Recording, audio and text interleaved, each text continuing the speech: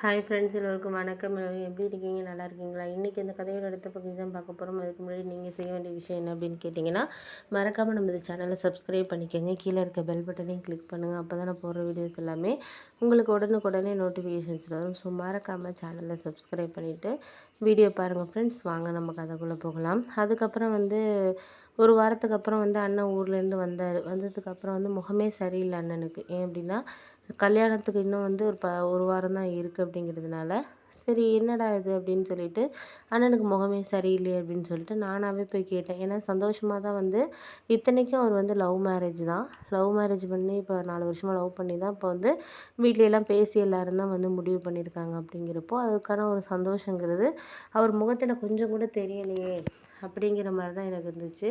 உடனே நான் கேட்டேன், இது மாதிரி ஏன் இப்படி முகத்தை இது பண்ணி வச்சுருக்கீங்க, ஏன் அப்படின்னு சொல்லி கேட்டதுக்கு, அதெல்லாம் ஒன்றும் இல்லைடா ஒன்றும் இல்லை அப்படின்னு இதே தான் சொன்னாரே தவிர, என்ன விஷயம் என்னன்னு சொல்லிட்டு அவர் எதுவுமே சொல்லலை. அப்படிங்கிறது தான் எனக்கு ஒரு இதாக இருந்துச்சு. அதுக்கப்புறம் நான் என்ன யோசித்தேன் அப்படின்னா, சரி இந்த விஷயத்த என்ன இது மாதிரிலாம் அண்ணன் இருக்கிறவர் இல்லையே, கலகலன்னு எப்போ பார்த்தாலும் சாதாரண விஷயத்த கூட சிரித்து பேசுகிறவர், இன்னும் கல்யாணம் ஒரு வாரம் தான் இருக்குது, ஏன் இப்படி இருக்கிறாரு அப்படின்னு சொல்லிட்டு எனக்குள்ளே ஒரு குழப்பம் இருந்துச்சு. அதுக்கப்புறம் என்னாச்சுன்னு பார்த்தீங்கன்னா, சரின்னு சொல்லிட்டு நானும் அவங்க ஃப்ரெண்டுக்கு அடித்து கேட்போம். அண்ணனோட ஃப்ரெண்டுக்கு, அவர் சதீஷ்னு ஒரு அண்ணன். அவர் தான் அண்ணனோட எல்லா விஷயமும் அவர்கிட்ட தான் ஷேர் பண்ணுவார். சரி அவர்கிட்ட அடித்து கேட்போம் அப்படின்னு சொல்லிட்டு கால் பண்ணேன். அவர் சொன்னார், கொஞ்சம் வெளியில் வந்திருக்கப்பா, ஒரு 1 ஹவர் கழித்து நானே உனக்கு பண்ணுறேன் அப்படின்னு சொன்னார். சரின்னு சொல்லிட்டு நானும் ஆஃபீஸ்க்கு கிளம்பிட்டேன். கிளம்புனதுக்கப்புறம் ஒரு 1 ஹவர் கழித்து சொன்ன மாதிரியே அவர் கால் பண்ணார்.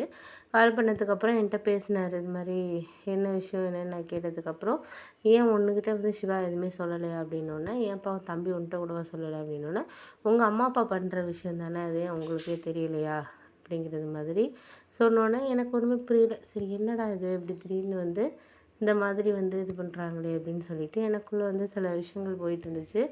அப்போ தான் சரின்னு சொல்லிட்டு ஓகே அப்படின்னு சொல்லிட்டு அதுக்கப்புறம் சில விஷயங்கள் இது பண்ணிவிட்டு சில இதை நம்மளால் மனசுக்குள்ளே ஒரு சில விஷயத்த என்ன தான் நம்ம மனசுக்குள்ளே கவலை இருந்தாலும் வெளியில் உங்கள் அண்ணன் சிரிச்சுக்கிட்டு தான் நடிச்சாகணும் அப்படின்னோடனே, என்ன விஷயம் எதாக இருந்தாலும் சொல்லுங்கள் நீங்கள் அப்படின்னதுக்கு, இல்லைப்பா உங்கள் அண்ணனுக்கிட்ட நான் சொல்லக்கூடாதுன்னு ஒன்றும் கிடையாது. உங்கள் அம்மா அப்பா ஃபஸ்ட்டு அந்த பொண்ணை மேரேஜ் பண்ணுறப்போ எதுவுமே வேண்டாம், அவங்க அந்தளவுக்கு வசதி இல்லை, அண்ணன் விரும்பிட்டான் அப்படின்னு சொல்லிட்டு தெரியுது. ஏன்னா உங்கள் அளவுக்குலாம் அவங்க வசதி இல்லை அப்படிங்கிறது தெரியுது. அப்படி இருக்கிறப்போ மேரேஜுக்கு முன்னாடியே அண்ணன் என்ன சொன்னான்னா, அந்த பொண்ணு வேலை பார்க்குது, அதை வச்சு தான் அவங்க குடும்பம் போயிட்டுருக்கு.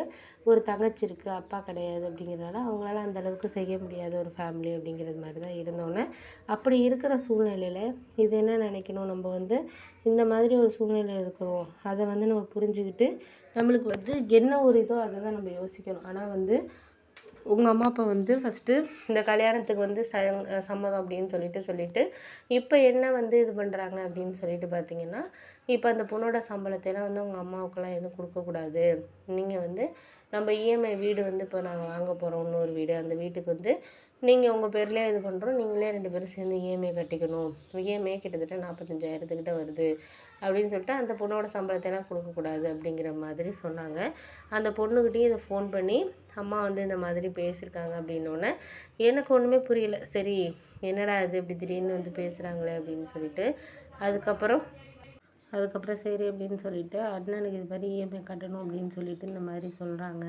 அந்த பொண்ணு வீடும் கஷ்டப்படுற ஃபேமிலி தானே, அந்த பொண்ணு 30,000 சம்பளம் வாங்குறதுல ஒரு 10,000 மாதம். ஏன்னா அவங்க வாடகை வீட்டில் இருக்காங்க, தங்கச்சியை பார்த்துக்கணும், அவங்க அம்மா மட்டும் வேலை பார்த்து எப்படி அந்த பொண்ணை இன்னொரு பொண்ணு இருக்குது, காலேஜ் படிச்சுக்கிட்டு இருக்கு, எப்படி அதை இது பண்ண முடியும் அப்படிங்கிற மாதிரி ஒரு சூழல் இருக்கிறனால, ஏன் இந்த மாதிரி ஒரு சூழலில் இருக்கிறப்போ இது பண்ணுறாங்க அப்படின்னு சொல்லிட்டு ரொம்பவே கஷ்டப்பட்டு இது பண்ணிகிட்டு இருந்தாங்க. அதுக்கப்புறம் சரி ஓகே, இதுக்கப்புறம் சில விஷயங்கள் நம்ம என்ன தான் சில இது பண்ணிக்கிட்டு இருக்கிறாங்க. அதுக்கப்புறம் ஒரு சில விஷயம் நம்மளுக்கு என்ன தான் சரியான ஒரு இதில் இருந்தாலுமே அதை நம்மளுக்கு எடுத்து நம்ம பேசிக்கிறதுங்கிறது சரியாக இருக்காது. இப்போதைக்கு நம்மளுக்கு இந்த விஷயத்தை நம்ம சரிப்படுத்தணும் அப்படிங்கிற மாதிரி சொன்னோன்னே, சரி ஓகே இதுக்கப்புறம் நம்ம பார்த்துக்கலாம், சில இதை நம்ம யோசித்து தான் முடிவெடுக்கணும் ஒரு சில நேரத்தில் எதாக இருந்தாலும் சில விஷயத்த வந்து இது பண்ணி நம்ம வந்து இது பண்ணிக்கிட்டு ஒரு சில நேரத்தில் நம்ம வந்து சரியான ஒரு இது பண்ணணும் அப்படிங்கிறது தான் எனக்கு ஒரு விஷயமா இருந்துச்சு. அதுக்கப்புறம் வந்து நான் வந்து இதுக்கப்புறம் வந்து ஒரு சில விஷயத்த வந்து நம்ம இது பண்ண வேண்டாம். கஷ்டப்பட்டு நம்ம வந்து அத வந்து எடுத்து நம்ம கொண்டுட்டு போகிறதுக்கு நம்ம இனிமே தான் வந்து பார்க்கணும் அப்படிங்கிற மாதிரி சொன்னோனே, சரி பார்த்துக்கலாம் அப்படின்னு சொல்லிட்டு இது பண்ணோன்னே, சரி அதுக்கப்புறம் நம்ம என்ன நடக்குது அப்படிங்கிறத பார்ப்போம்.